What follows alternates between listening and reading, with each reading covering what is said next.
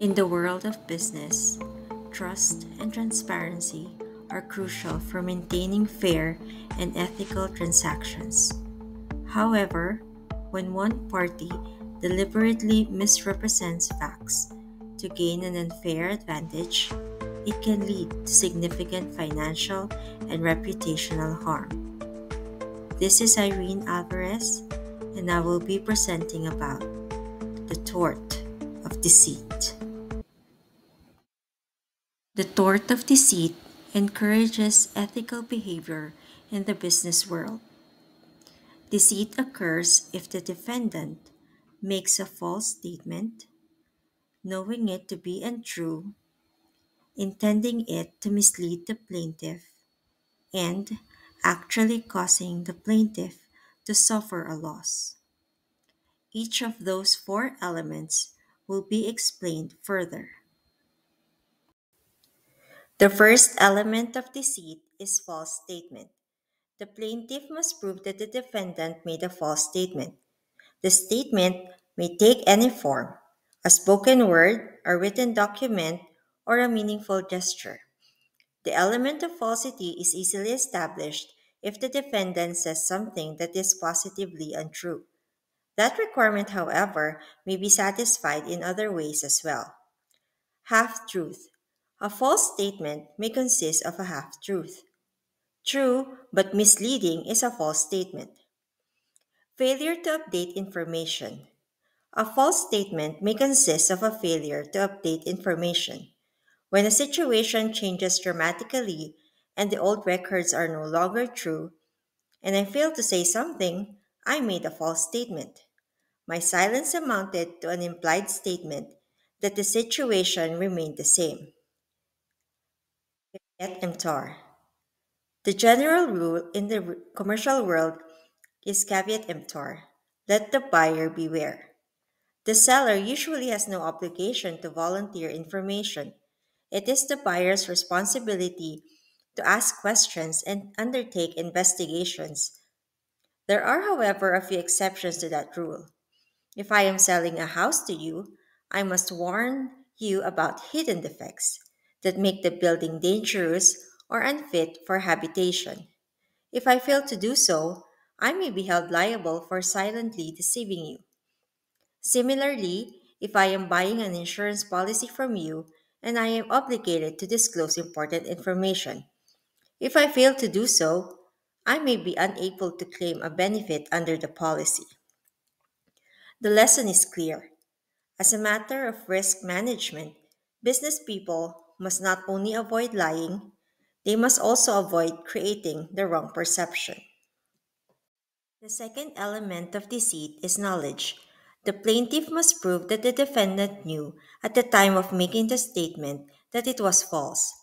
A court also will be satisfied if the defendant made the statement recklessly without regard to the truth.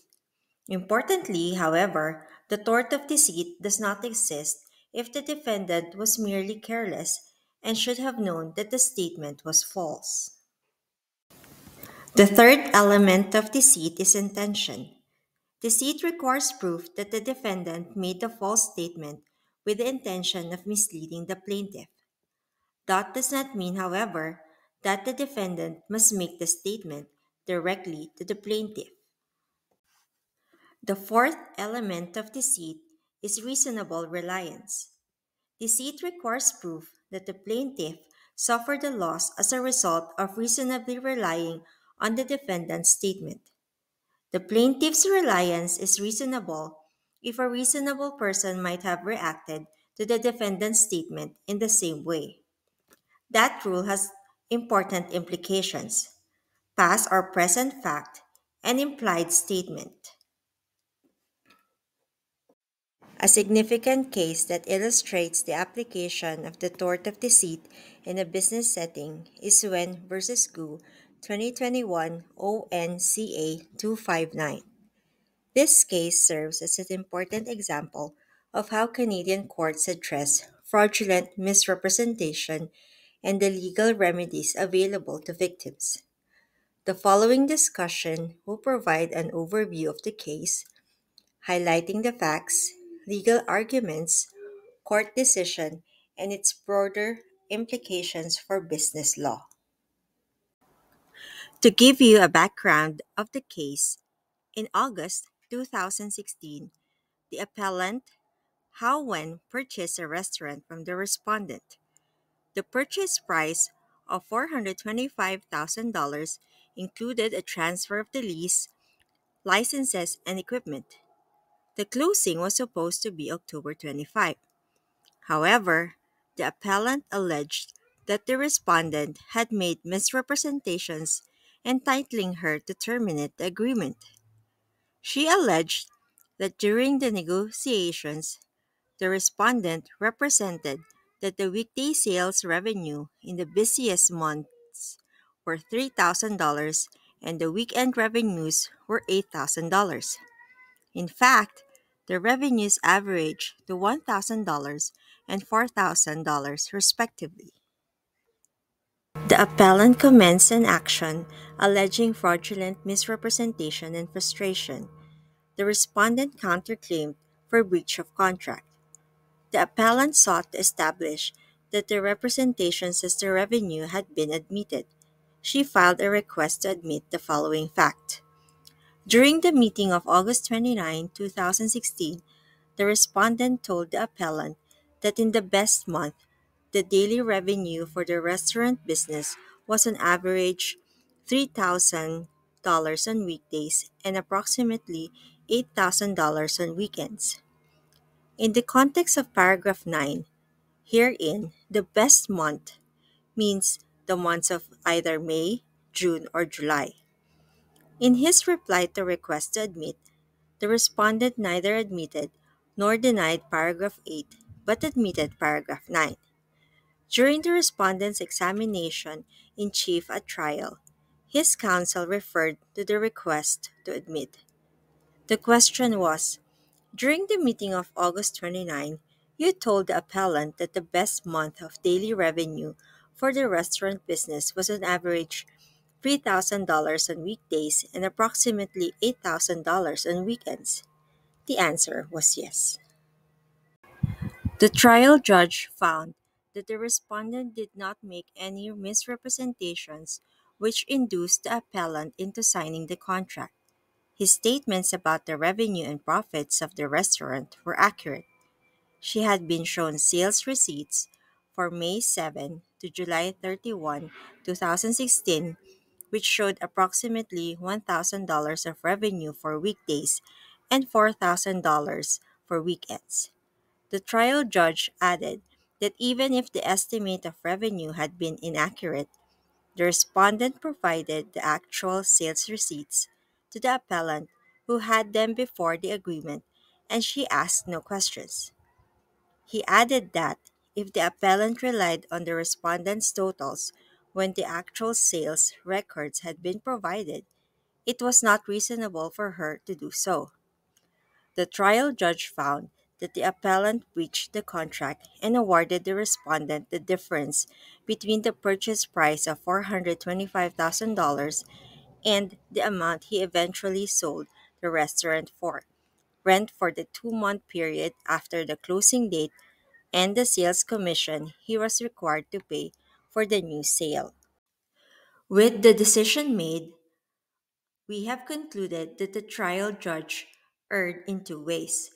First, the trial judge failed to refer to the admitted facts when he concluded that there was no misrepresentation. The estimates given by the respondent that the average daily revenue in the restaurant's best month was $3,000 on weekdays and $8,000 on weekends could not be reconciled with the actual sales. These facts were in the testimony of the respondent. The trial judge did not consider the effect of these admissions. Consequently, it is not possible to reconcile his findings that there was no misrepresentation with the admitted facts. Second, the trial judge erred in assigning responsibility to the appellant. He should have not relied upon the appellant's lack of due diligence to find that there was no fraudulent misrepresentation. The combined effect of these errors requires a new trial. and so the appeal is allowed and a new trial is ordered. Lessons for future business leaders. The case of Wen versus Gu serves as a crucial learning opportunity for future business leaders for reinforcing key ethical and legal principles. The importance of honest dealings. Misrepresentation, even in high stakes business deals, can lead to severe legal consequences. Ethical business conduct is essential for long term success. Due diligence is key. While courts hold deceivers accountable, investors and business leaders must also perform independent verification of financial information before making significant business decisions. Legal accountability for fraud. Courts actively protect victims of fraudulent misrepresentation, ensuring that those engaging in deceit face financial and legal repercussions. And lastly, trust and reputation matter. In business, maintaining integrity is critical. A reputation for honesty can lead to long-term relationships and success, while deceit can result in lawsuits and financial ruin. I hope you have learned something with my presentation. Thank you.